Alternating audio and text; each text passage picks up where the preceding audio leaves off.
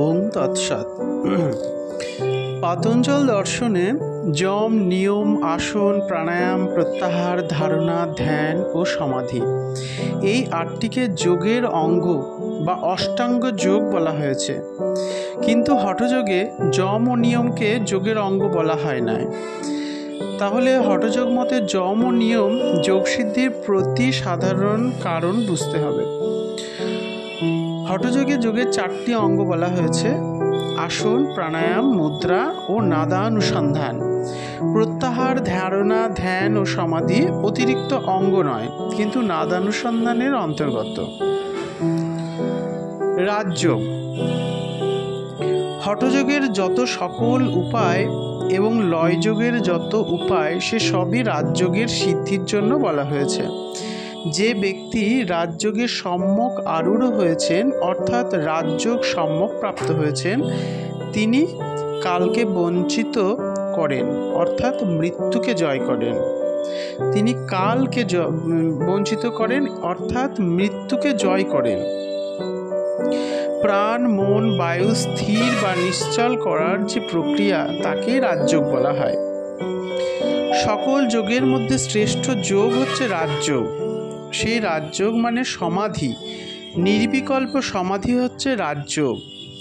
এই নির্বিকল্প সমাধিতে আত্মজ্ঞান বা ব্রহ্মজ্ঞান সাক্ষাৎ হয়। যেমন সুষুপ্ত অর্থাৎ গাঢ় নিদ্রাযুক্ত ব্যক্তিকে জোরে তার নাম ধরে ডাকলে একেবারে জেগে ওঠে। শব্দের এইরূপ শক্তি আছে। সেইরূপ বেদান্ত বাক্যেরও এমন শক্তি আছে যে সেই বেদান্ত বাক্য শ্রবণ করলে তার সামর্থ্যে নির্বিকল্প সমাধি হয়ে ব্রহ্ম সাক্ষাৎকার হয়ে যায়। যোগী সম্প্রদায়ে কিন্তু সবিকল্প এবং নির্বিকল্প এই উভয় সমাধিকেই যোগ বলে গ্রহণ করা হয়।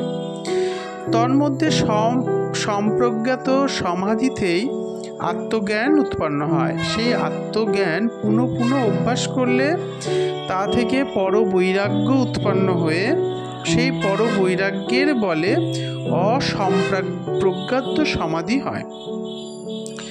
অসম্প্রজ্ঞাত সমাধির পুনঃ পুনঃ অভ্যাসের দ্বারা চিত্তের বিরোধ বৃত্তিরও যখন নিরোধ হয়, তখন চরম অসম্প্রজ্ঞাত সমাধিতে চিত্ত তার কারণে লীন হয়ে যায়, ফলে যোগীর শরীরও চলে যায়। এই অসম্প্রজ্ঞাত সমাধির দ্বারা প্রারব্ধ ক্ষয় হয়ে যায়। এজন্য এই রাজযোগ সকল যোগের চেয়ে শ্রেষ্ঠ। জ্ঞানের দ্বারা প্রারব্ধ ক্ষয় হয় না, কিন্তু যোগের দ্বারা প্রারব্ধ কর্মও ক্ষয় হয়ে যায়। এই যোগ বা রাজযোগ সম্বন্ধে বাচস্পতি মিশ্র, উদয়নাচার্য প্রভৃতি বলেছেন যে যোগের প্রভাব অচিন্তনীয়।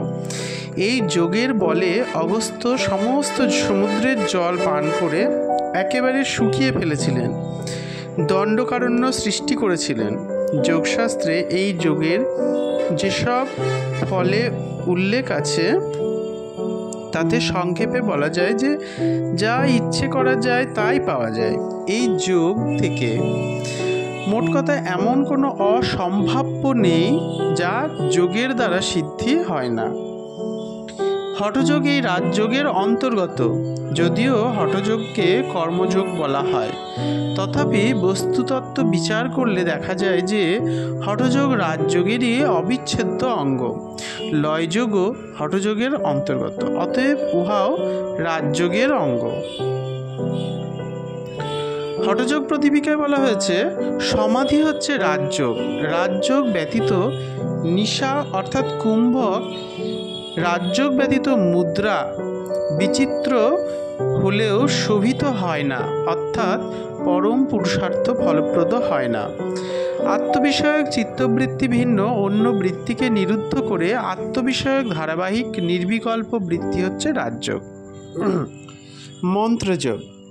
মন্ত্রযোগ প্রকৃত বিজ্ঞান।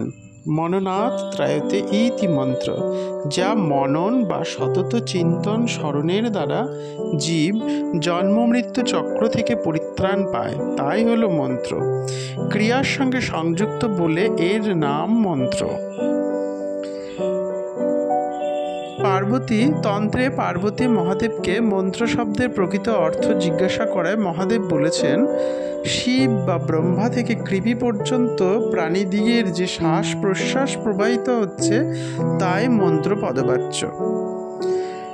আমার এই শ্বাস প্রশ্বাসই মন্ত্র। এই মন্ত্ররূপ শ্বাস প্রশ্বাসকে যুক্ত বা মিলিত করার নামই মন্ত্রযোগ।